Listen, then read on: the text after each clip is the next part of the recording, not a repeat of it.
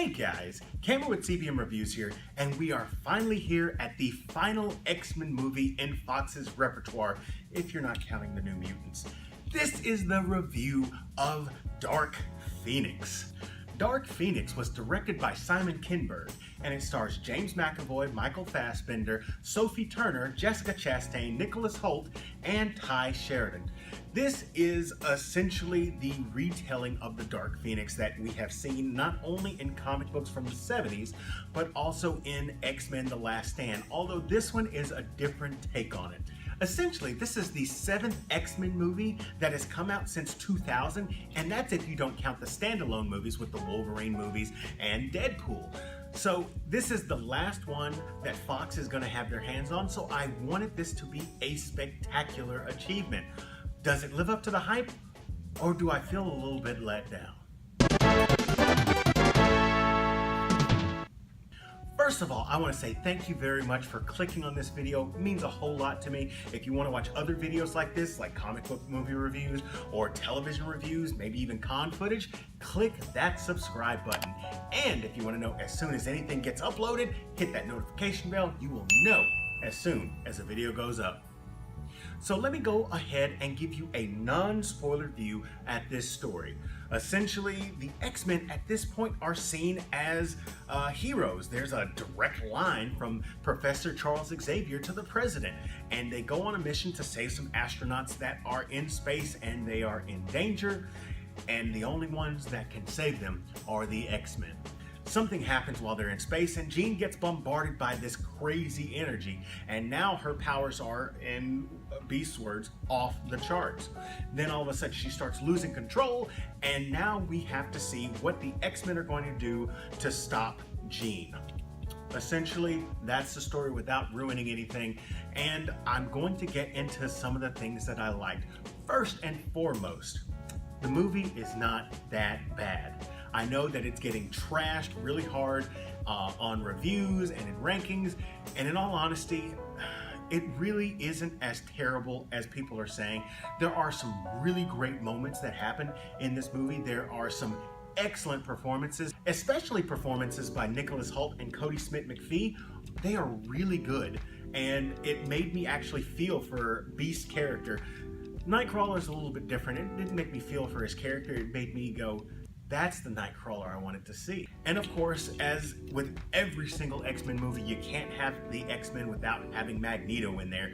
And Magneto shows up for a significant amount of time, but he never overpowers the film. He never steals the show, which in the earlier X-Men movies, he absolutely did. But in this one, it's a little bit more subdued. They understood that this is the Jean show, not the Magneto show. And in that case, I can appreciate that. There, of course, with any X-Men movie are some sort of ethical dilemmas, and you really can't have a proper X-Men movie without having some sort of ethical what's right and what's wrong.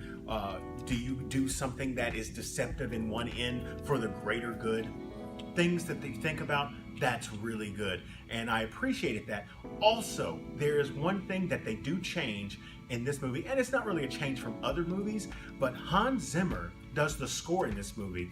And if you just want to listen to some amazing music, check this one out. Now, of course, you could also check it out on YouTube or iTunes or whatever, but if you want to have it set to something visually stimulating, give this one a shot. But not every movie is fantastic. This one is no exception.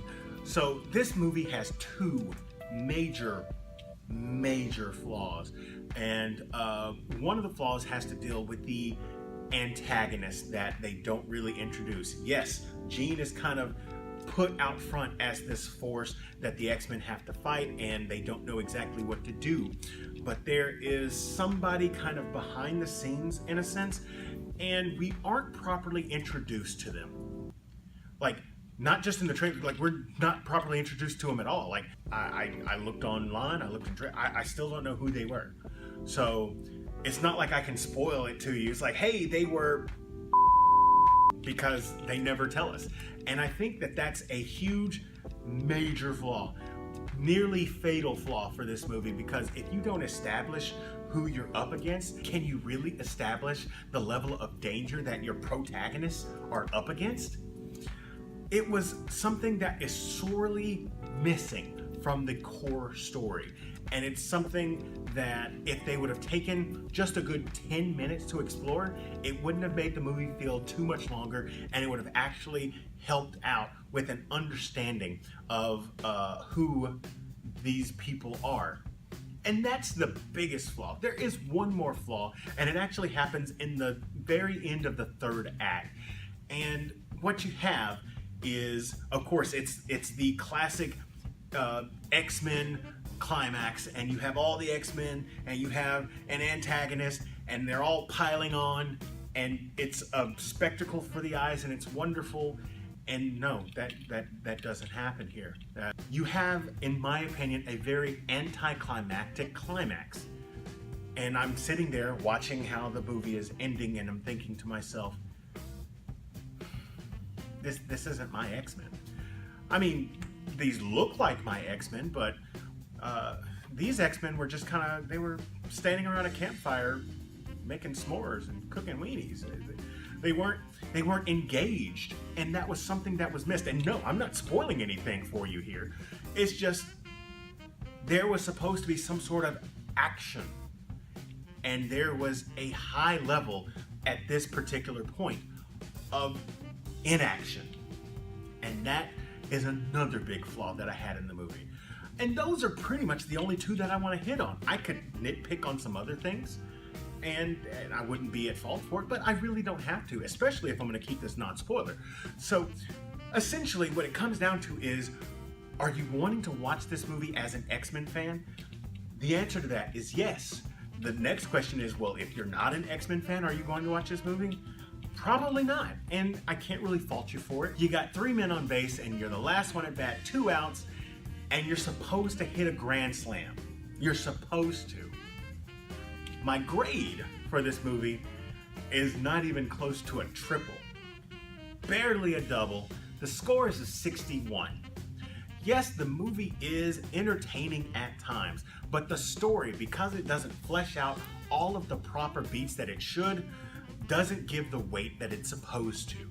Now, the actors give it their all. I can't fault the actors for doing what they were supposed to do, especially Beast. Beast is fantastic in this movie. The action sequences are good, but sometimes they're just kind of like meh. There are some scenes with Storm where she's using a lot of lightning, and it just doesn't really pop for me, which is not supposed to be a pun, but it just worked out that way. And there are other characters that really don't get a good chance to shine, like Quicksilver, and I really hate that because he has some of the best action sequences in the X-Men franchise to date. However, if you want to watch this, understand that, in my opinion, this movie doesn't fail. It does pass, but just barely. So that's my non-spoiler review for Dark Phoenix. If you want to know my more in-depth thoughts about this movie, you've got to head over to McBlam Entertainment and check out the discussion that I have with that channel on the movie. I'm going to put a link to their channel in the description down below, and you can check that out. It's going to be coming out in a few days.